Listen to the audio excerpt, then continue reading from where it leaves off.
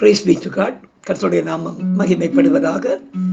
எங்களை அதிகமாய் நேசிக்கிற எங்களின் பரம தகப்பனே, இந்த கிருபையான கர்த்தாவே, காலை விளைக்காய் மக்கள் நாங்கள் நன்றி செலுத்துகிறோம்.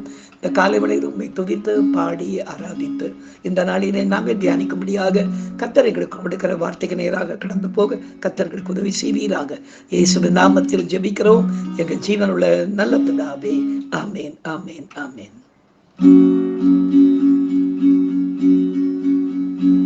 ஒரு தாய் தேற்றுவது போல் என் நேசர் தேற்றுவார்.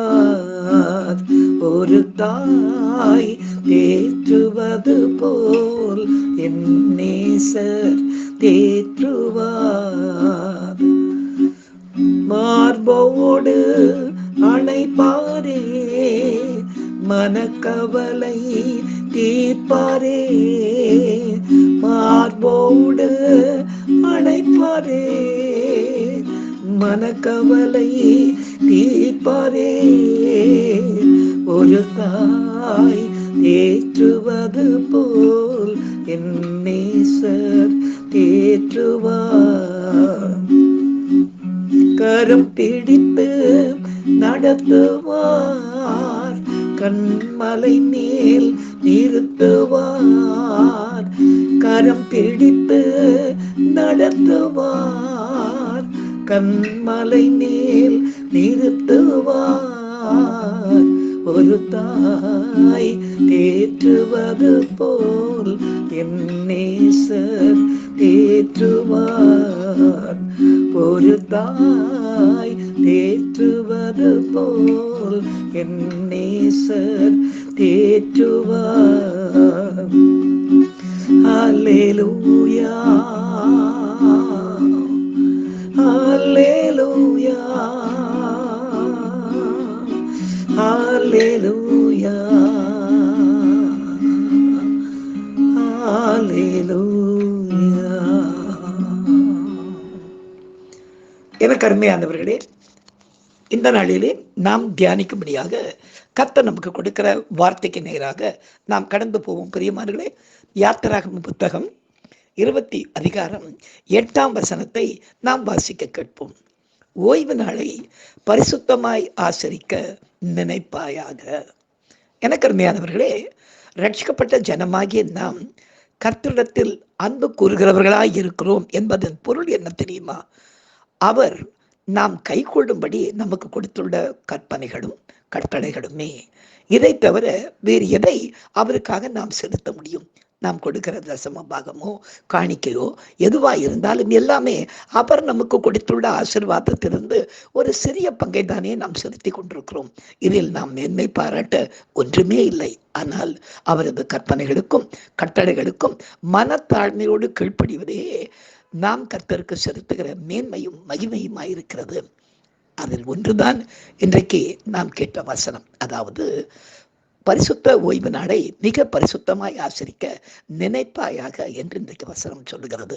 நாம் ஓய்வு நாளை அவருடைய நாளாக எண்ணி பயத்தோடு அந்த நாளில் ஏசாயா 58:13-14 சொல்லப்பட்டபடியாக அந்த நாளிலே நம்முடைய சொந்த பேச்சை பேசாமல், சொந்த காரியங்களை செய்யாமல், அதை கர்த்தருடைய மனமகிழ்ச்சி நாள் என்று நாம் எண்ணி அதை பரிசுத்தமாய் செயல்படுத்தும் போது கர்த்தர் நம்மை உயர்ந்த இடங்களில் ஏறி இருக்க பண்ணுவேன் என்று கர்த்தர் நமக்கு சொல்லுகிறார்.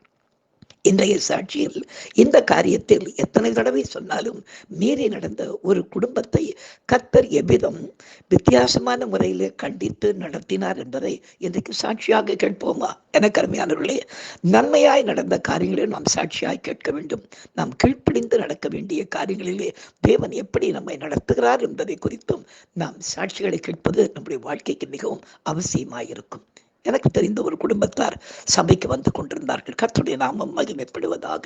நிறைய காரியங்களிலே அவர்கள் பங்கு பெற்று காரியம் செய்ததினாலே சபையிலே ஒரு நல்ல பொறுப்பிலே இருக்கிறோம் என்ற எண்ணத்திலே இருந்து கொண்டிருந்தார்கள். அப்படி இருந்த வேளையிலே அவர்களுடைய மகளுக்கு திருமண காரியம் பேச வேண்டும் என்று அடிக்கடி அவங்க என்னிடத்தில் சொல்லுவார்கள். நான் சொல்லுவேன், செய்யலாம் செய்யலாம் செய்யலாம் என்று. ஆனால் வரும்போதெல்லாம் ஒவ்வொரு தடவையும் ஞாயிற்றுக்கிழமைகளிலே வரும்பொழுது அவங்க இந்த காரியத்தை குறித்து ரொம்ப கேஷுவலாக பேச ஆரம்பிப்பார்கள். அப்பொழுது அந்த இடத்தை அவங்களுக்கு நான் சொல்லுவேன், ஞாயிற்றுக்கிழமைகளிலே இந்த காரியத்தை குறித்து தயவு செய்து பேசாதீங்க சிஸ்டர்.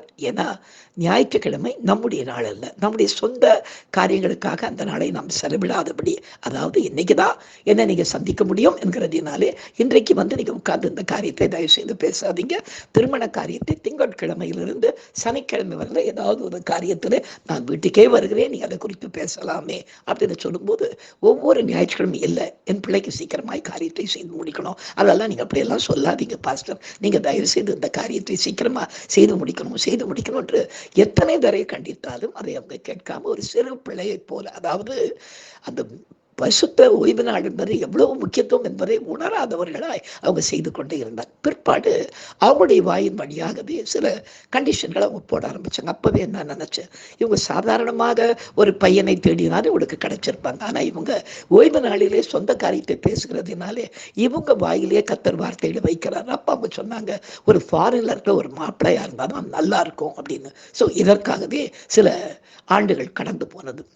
அப்போ நான் நினச்சேன், சிஸ்டர் பாருங்க, எப்போ பாரு திருமண காரியங்களை குறித்து நீங்கள் ஓய்வு நாளில் பேசுகிறதுனாலே கர்த்தர் இப்போ உங்கள் வாயிலேயே கர்த்தர் வார்த்தையை போட்டு சும்மா கிடைக்கிற ஒரு பையனை விட்டுட்டு ஃபாரின்ல இருக்க பையன் தான் போது இதை தேடி கண்டுபிடிக்க கொஞ்சம் நாள் ஆகும். இப்போ நீங்களே என்ன பண்ணுறீங்க, ஓய்வு நாளை அசட்டை பண்ணதுனால உங்கள் பிள்ளையினுடைய வாழ்க்கை நன்மையான காரியத்தை தள்ளி போட வைக்கிறீங்கன்னு சிரித்து கொண்டே சொல்வேன். ஆனால் அவங்க சிரிச்சுக்கிட்டே என்ன சொல்லுவாங்க, இல்லை இல்லை இல்லை இல்லை, இது எனக்கு இந்த நாள் தான் முடியும், இப்போ தான் என்னால் அந்த காரியத்தை குறித்து பேச முடியும் என்று சொல்வார்கள். கடைசியில் எப்படியோ ஒரு வழியாக ஒரு ஃபாரின்ல இருந்த ஒரு தம்பி அன்றைக்கு அந்த நாளிலே அந்த திருமண காரியத்தை ஒழுங்கு செய்து முடிச்சோம். பிற்பாடு என்ன ஆனது என்றால், அப்போ உங்களுக்கு நான் சொல்லிக் கொண்டே இருந்தேன், இப்போதான் நிச்சயதார்த்தம் முடிந்திருக்கிறது, இனிமேலாகிலும் தயவு செய்து இந்த திருமண காரியத்தை நடத்துவதை குறித்து எப்படி நடத்தலாம், எப்படி விமரிசையா நடத்தலாம், என்ன பண்ணலாம், இதில் தயவு செய்து ஞாயிற்றுக்கிழமைகளிலே இந்த காரியத்தை நீங்கள் பேச வேண்டாம் என்று சொன்னாலும் அவங்க கேட்காம சிரிச்சுக்கிட்டே இல்லை பாஸ்டர் இன்னைக்கு தான் என்னால் பேச முடியும், இன்னைக்கு தான் என்னால் பேச முடியும் என்று சொல்லிக் கொண்டே வந்தார்கள். இதுவரையிலே நடந்திராத ஒரு காரியத்தை போல இதை இது மற்றவருடைய பெயரை நான் ஏதோ இப்போ இதுக்கு அதை சொல்லி காண்பிப்பதற்காக நான் சொல்லவில்லை. தேவன் எவ்வளவு வைராக்கியமாக இருக்கிறார் என்பதை நிச்சயதார்த்தம் முடிந்த பிற்பாடு சில ஆண்டுகள் கடந்து போனது. அதற்கு பிற்பாடு தான் அந்த திருமணம் நடந்தது.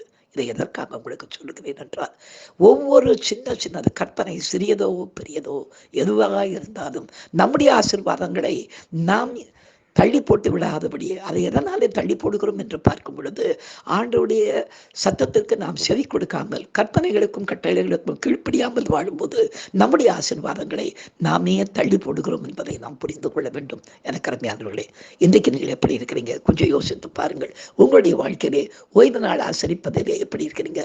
அந்த நாளை 6 நாளும் நமக்காக ஆண்டவர் கொடுத்துட்டு அந்த ஒரு நாளை அவருக்காக அவர் நமக்கென்று கேட்கும்போது, அவருக்கென்று அவர் கேட்கும்போது அந்த ஒரு நாளையிலும் நாம் நம்முடைய காரியங்களை நடப்பிக்க வேண்டும் என்று நாம் காரியத்தை செய்வோமே ஆனால், இது நமக்கு நன்மை அல்ல, நமக்கு வரவேண்டிய அநேக நன்மைகளை இந்த காரியங்களினாலே நாம் பின்னுக்கு தள்ளுகிறோம் என்பதை நாம் புரிந்து கொள்ள வேண்டும். கர்த்தருடைய நாமம் இந்த சாட்சியின் மூலமாக மகிமைப்படுவதாக நாம் ஜெபிக்கலாம். எங்களை அதிகமாய் நேசிக்கிற எங்கள் அன்பின் பரம தகப்பனே, வார்த்தையில் உண்மை உள்ளவரே உமக்கு நன்றி ராஜா. கர்த்தாவே, எங்களுக்கு நீ தந்திருக்கிற அந்த ஓய்வு நாளை அது உங்களுடைய நாள் என்று எண்ணி அதை மகிமையான நாளாக எண்ணி உலகத்தினுடைய கடந்து போகிற காரியங்களை அந்த நாளிலே நாங்கள் கர்த்தாவே செய்வதற்கு நாங்கள் முற்படுவோமே ஆனால், அதை குறித்து பேசுவதற்கு நாங்கள் முற்படுவோமே ஆனால், அது உம்முடைய பார்வையிலே பிரியமானதல்ல என்பதை நாங்கள் புரிந்து கொண்டு நாங்கள் ஒவ்வொருவரும் அந்த ஓய்வு நாள் முழுவதையும் உமக்கென்று அதை ஆசிரிக்க கர்த்தர்களுக்கு உதவி செய்யும்படியாக ஜெபிக்கிறோம். தொடர்ந்து எங்களை நடத்துங்கப்பா, இயேசுவின் நாமத்தில் ஜெபிக்கிறோம் எங்கள் ஜீவனுள்ள நல்ல பிதாவே, ஆமேன். என் ஆத்துமாவே கர்த்தரை ஸ்தோத்திரி, என் முழு உள்ளமே அவருடைய பரிசுத்த நாமத்தை ஸ்தோத்திரி. என் ஆத்துமாவே கர்த்தரை ஸ்தோத்திரி, அவர் செய்த சகல உபகாரங்களையும் மறவாதே. ஆமேன். ஹல்லேலூயா, ஹல்லேலூயா, ஹல்லேலூயா. God bless you. Thank you.